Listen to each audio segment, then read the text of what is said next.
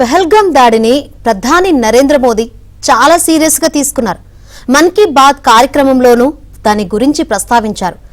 భారతీయుల గుండెలు పగిలాయని, జమ్మూ కశ్మీర్లో అభివృద్ధిని చూడలేకే దాడి చేశారని మోదీ విమర్శించారు. అటు దాడి చేసిన పాక్ ఉగ్రవాదులకు స్థానికులు సాయం చేసినట్లు ప్రాథమిక దర్యాప్తులో తేలింది. ఎన్ఐఏ రంగంలోకి దిగింది. అటు కయ్యానికి కాలు దువ్వుతున్న పాకిస్తాన్కు అంత సీనుందా?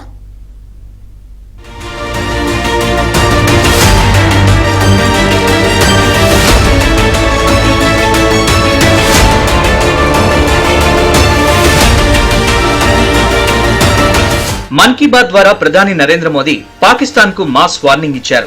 22న పహల్గామ్ లో జరిగిన దాడి తన మనసును ఎంతగానో బాధించిందని, దేశంలోని ప్రతి పౌరుడి గుండె పగిలిందన్నారు మోదీ. ఉగ్రదాడి చిత్రాల్ని చూస్తూ ఉంటే ప్రతి భారతీయుడి రక్తం మరిగిపోతోందన్నారు.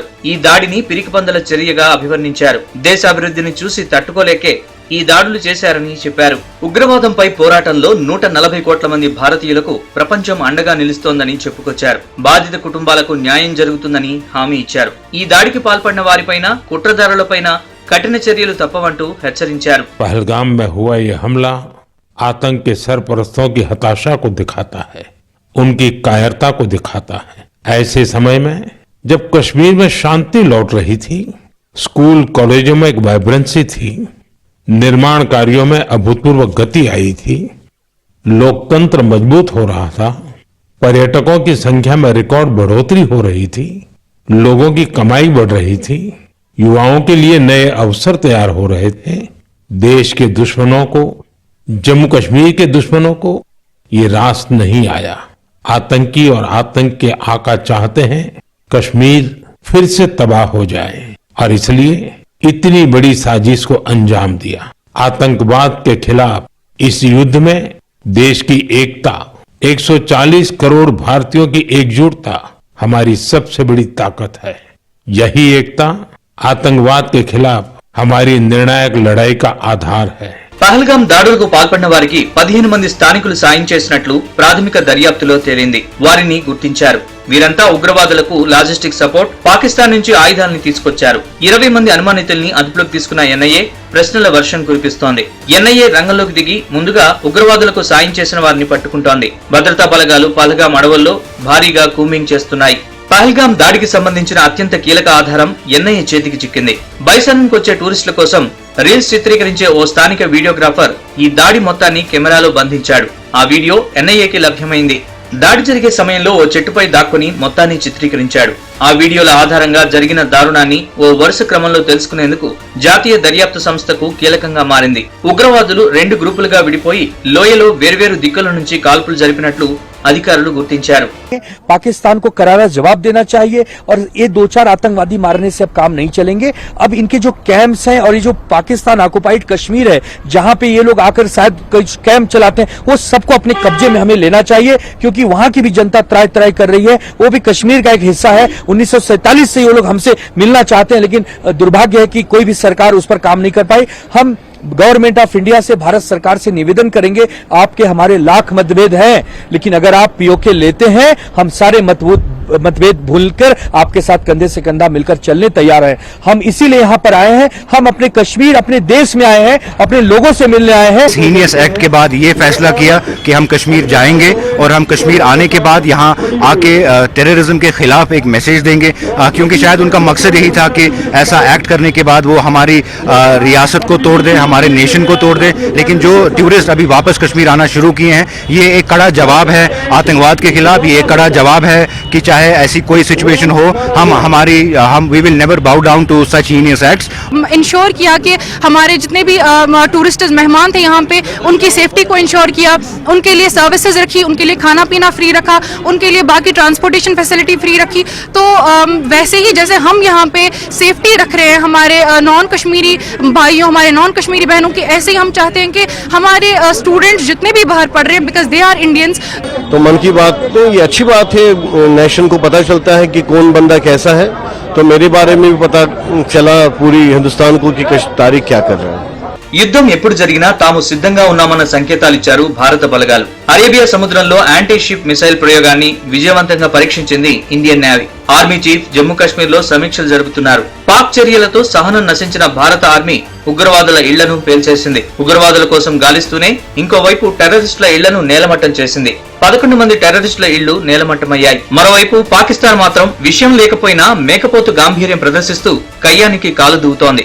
భారత్ పై దాడి చేసేందుకే 130 అణుబాంబులు సిద్ధంగా ఉంచినట్లు ఆ దేశ మంత్రి హనీఫ్ అబ్బాసీ బెదిరించారు. బహిరంగ బెదిరింపులకు దిగారు. వాటితో పాటు క్షిపణులు ఉన్నాయన్నారు. సింధు జలాన్ని భారత్ నిలిపేస్తే పూర్తి స్థాయి యుద్ధానికి సిద్ధంగా ఉండాలంటూ బరితెగించి మాట్లాడారు. అణ్వాయుధాలు దేశంలోని వివిధ రహస్య ప్రాంతాల్లో భద్రపరిచామని, భారత్ కవ్విస్తే దాడికి సిద్ధంగా ఉన్నట్లు చెప్పారు. తాము 10 రోజులు గగనతలం మూసేస్తే భారత విమానయాన రంగం దివాలా తీస్తోందంటోంది పాకిస్తాన్. పాక్ రక్షణ మంత్రి ఆసిఫ్ సైతం ఇలాగే మాట్లాడారు. అయితే ఇవన్నీ డాంబికాలేనని, పాక్ పై దాడి చేయాలని కోరుతున్నారు ఎక్కువ మంది ఇండియన్లు. कि आपके इस बुज़दिलाना कार्रवाई से पहलगाम के घोड़ेबान टैक्सी ड्राइवर, यहाँ के होटलीन, यहाँ के दुकानदार नहीं डरने वाले हैं. हम आपकी वसादत से गुजारिश करते हैं पूरे 140 करोड़ देशवासियों को कि आप आइए. कश्मीर के लोग, पहलगाम के लोग आपके ऊपर खून निछावर करेंगे जिस तरह हमारे आदिल हुसैन ने किया है. मैं कहना चाहूंगा, आप डरिए मत. को बचाया, उसने पूरे वर्ल्ड के इंसानों को बचा लिया. लिहाजा करके हम हिंदुस्तानी है, हम हिंदुस्तान के साथ हैं, अपने मुल्क के साथ हैं, अपनी फौज के साथ हैं, अपने हिंदू भाइयों के साथ हैं. हम हिंदू मुस्लिम सब एक होकर हमारा हिंदुस्तान की ये खूबी है कि इसमें हर हजारों किस्म की, जिसे देश कभी भूल नहीं सकता. 20 लाख लोगों की हत्या हुई थी, 2 करोड़ लोग बेघर हुए थे, हजारों बेटियों के साथ बलात्कार हुआ था. और विभाजन के लिए कौन जिम्मेवार था? बर्बाद किया है, कश्मीर को लहूलुहान किया है इन पाकिस्तान के दहशतगर्दों ने. घरों के घर जम्मू कश्मीर में इस दहशतगर्दी की आग में झुलस गए. कितने हजारों नौजवानों की जानें चली गई, बेगुनाह लोगों के कत्ल हुए. Sadness, we are gathered here today to pray and offer our thoughts and prayers for all the victims, and this is very, very tragic, and we all should condemn in strictest sense any form of terrorism. Pakistan అణ్వాయుధ దేశమే, కానీ అన్నానికి దిక్కు లేకుండా పోయింది. దేశ ఆర్థిక వ్యవస్థ దివాళా తీసింది. చైనాపై ఆధారపడి బతుకుతోంది. దాదాపు 50 ఏళ్ల క్రితం పాకిస్తాన్ దక్షిణాసియాలోనే ధనిక దేశం. 1947లో స్వాతంత్ర్యం వచ్చాక మంచి ఆర్థిక వృద్ధిని కనబరిచింది. వ్యవసాయ, పారిశ్రామిక రంగాలు విజృంభించాయి. ఉగ్రవాదం, అవినీతి దెబ్బకు నేడు పాక్ దక్షిణాసియాలోనే అత్యంత పేద దేశాల్లో ఒకటిగా మారింది. దుష్పరిపాలనకు తోడు సైనిక నియంతలు, ఉగ్రవాదులు దేశాన్ని దెబ్బతీశారు. కోవిడ్ సమయంలో కుదేలైంది. బలూచిస్తాన్ లో వేర్పాటువాదం బాగా దెబ్బతీసింది. టీ పొడిని దిగుమతి చేసుకోవడానికి అప్పు చేయాల్సి వస్తోందని, టీ వినియోగాన్ని తగ్గించాలని ప్రజలకు పాక్ ప్రభుత్వం పిలుపునిచ్చిందంటే ఆ దేశ పరిస్థితిని అర్థం చేసుకోవచ్చు. 2023లో పాకిస్తాన్ లో ద్రవ్యోల్బణం రికార్డు స్థాయిలో 38.5% చేరింది.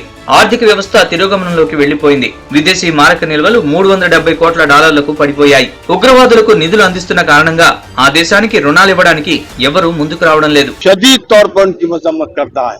पाकिस्तान को चाहिए कि वो दहशतगर्दी को खत्म करे, वरना हिंदुस्तान का मुसलमान हिंदू भाइयों के साथ बराबर का शरीक है और इस दहशतगर्दी का मुंहतोड़ जवाब दिया जाएगा. दहशतगर्दी चलने वाली नहीं है. जो भी मसाइल है बातचीत के जरिए हल करना चाहिए. పాకిస్తాన్ జీడీపీలో అప్పులు 70% చేరాయి. ఆదాయంలో 40 నుంచి 50% వడ్డీల చెల్లింపునికే సరిపోతోంది. దివాళా ముప్పు నుంచి రక్షించాలంటూ పాక్ ఐఎంఎఫ్ ని, చైనా, సౌదీ అరేబియాను ఆశ్రయిస్తోంది. ఐఎంఎఫ్ ని పాక్ ఆశ్రయించడం ఇది 25వసారి. అప్పులు వెంటాడుతున్నాయి. సంక్షోభం నుంచి బయటపడాలంటే పాక్ భారీ ఆర్థిక సంస్కరణలు చేపట్టాలి. పాక్ పై ఇండియా దాడి చేస్తే 2 వారాలు కూడా ఆ దేశం పోరాడలేదు. చైనా తటస్థ వైఖరిని అవలంబిస్తే పాక్ పని అంతే సంగతులు. ఒక్క మాటలో చెప్పాలంటే పాక్ కు అంత సీన్ లేదు.